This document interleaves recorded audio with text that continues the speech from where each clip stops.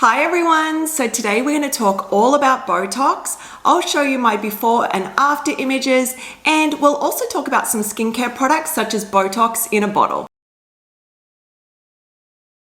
So in this video, I'm going to be using the word Botox as an umbrella term for Botox Cosmetic, Dysport, Xeomin, Daxxify, and Letybo. So the primary goal of Botox injected into the face is to temporarily paralyze the muscles in the area where it's being injected. So the reason why some of us like to do that is because when we're talking, when we're expressing ourselves, we do tend to scrunch up our face, and with time, with many years and decades, that's when you do start to get these static lines. So that's like crow's feet, lines on your forehead, the 11 lines, those type of lines. So let me explain to you the process when I go and get my Botox. I'll show you my before photos and then I'll show you my after photos.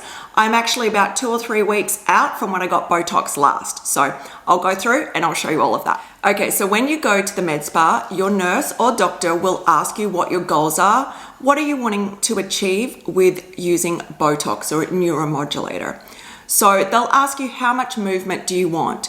Do you want to lift something in one area? Do you want to soften the muscles in another area? Also, many people ask when they should be starting Botox. Dermatologists also state that the best time to start Botox just depends on your genetics, the quality of your skin. So really talk to the people at your med spa to really see if Botox is right for you. So I'm 46 now and I started my Botox journey around 4 years ago. So when I was 42, but many people are starting it earlier, and I wish that I had started it, a few years earlier as well. So the effects of Botox tend to last for 3 to 4 months. So there's some positives and some negatives to that. So the positives are that if you're trying Botox for the very first time, you're not going to be left with lasting results. You can give it a try, see how you like it.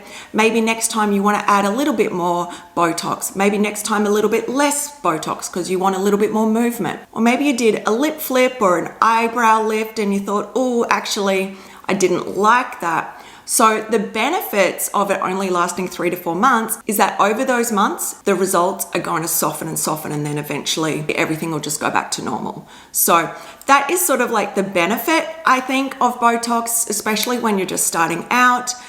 You just want to give it a try. Now, the downside of Botox, in my opinion, is it only lasts 3 to 4 months and it's quite expensive. So I usually get Dysport, and for someone like me in their 40s, starting to approach their 50s, usually getting quite a bit of Botox. So for 58 units of Dysport, it is actually $638. And I do that 3 times a year. So it's quite an expensive procedure to have in your skincare routine. And then of course, some things can go wrong. If your injector is not good, they might hit a nerve or they might hit something. You might end up with a droopy eyelid or, like a little bit of like asymmetry, things like that. The other thing is you are getting needles into your face. So occasionally I will get a little bruise. So I tend to get the little bruises around my eyes or just on the side of my nose, and they'll go after like just a couple of days as well. So I did want to mention that. Definitely don't go and get your Botox done the day before your wedding or a big event or something like that. Definitely give it a couple of weeks before any big events. So something to be mindful of, it is not just all sunshines and rainbows when you go to get Botox. It is a medical procedure, so just something to keep in mind.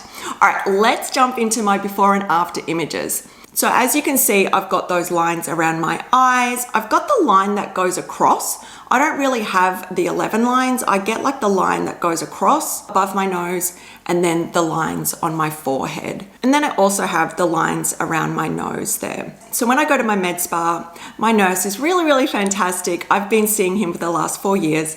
And what he'll do every single time is he gets me to sort of scrunch up my face, and then he marks the different spots where he's going to inject the Botox. This is what I look like after. I just took these photos moments before starting this video. So now because of the Botox, whenever I might squint or something, those dynamic lines are not being created because it doesn't move as much. The same with my forehead and this section here. What is that section called? So I'm really happy with the results of my Botox, or in my case, dysport.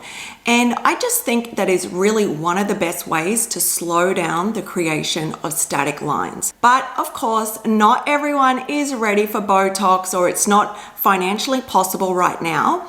So there's definitely some other things you can try to slow down the formation of fine lines and wrinkles. So let's jump into those now. So you may have heard of the term Botox in a bottle. So this is usually peptides, antioxidants, and hydrating type products. So some of those include Argireline, Matrixyl, copper peptides, vitamin C, of course, and then there's other products like retinols and tretinoin. And then of course, to protect your face, your skin, all the hard work you're putting into it, you really need to be wearing a high quality sunscreen. So people really love Argireline because it works by blocking neurotransmitters that cause muscle contractions in the skin. So that's why they call it Botox in a bottle, because that's similar to what Botox does. So a really popular Argireline product is this one from The Ordinary. It's really reasonably priced, and it's a really great product for slowing down the contraction of those muscles. So another thing we really want to focus on when it comes to our skin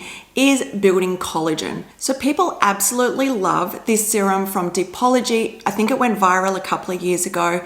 People really love it for helping to reduce fine lines and wrinkles. Another really fantastic serum is this one from Biossance. It is their squalane and copper peptide serum. A really beautiful serum that I absolutely love. Copper peptides are really good. And there's also this peptide solution from the Inky List. I've been using that. And recently I just got the Rose PDRN from Medicube. So those are all really fantastic serums that can help reduce fine lines and wrinkles. And of course, I've got all of that linked in the description box below. And I'm sure you were waiting for me to say it, but of course, using some retinol or tretinoin, if you can get that is really fantastic for skin turnover, which is going to help with collagen production and thickening of the skin, which is going to stop those dynamic lines being so like ingrained and then forming those static lines. Also, of course, you need to wear a really good sunscreen to protect all this hard work you've been doing over all these years, all this money you've spent. As we know, the sun is one of the worst things for our skin.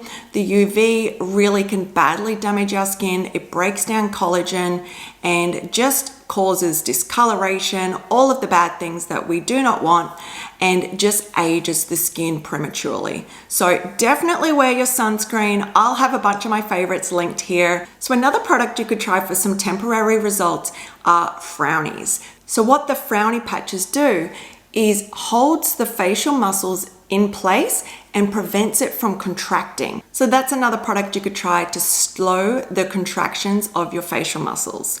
So in that same vein, another thing to keep in mind is, what are you doing to your face? Like, do you hold stress in your face?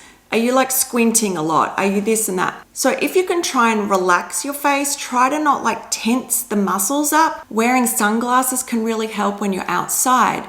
It's going to keep the sun out of your eyes so you're not squinting. And of course, it's also going to protect the sensitive skin around your eyes. And also facial massage can really help with relaxing the muscles in your face. And another thing you could try to help preventing wrinkles on your face is learning to sleep on your back. So this is personally something I have been trying to do for a long time, and it's really hard. I wake up in the morning and I'm sleeping on my side. So what you can do is get these pillows. There's sort of like a hollow there, so your face isn't like smushed.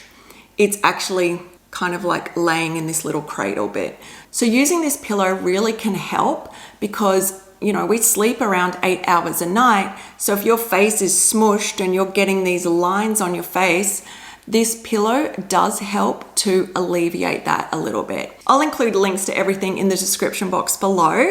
I hope my before and afters and sharing my experience has helped you a little bit. But But if you're not quite ready for Botox yet, and I get it, it's very expensive and it's needles in your face, which no one really likes, let's be honest, definitely go and check out some of those products I mentioned because they can help to reduce fine lines and wrinkles. But before you go, don't forget to like the video, drop me a comment, and of course, please subscribe.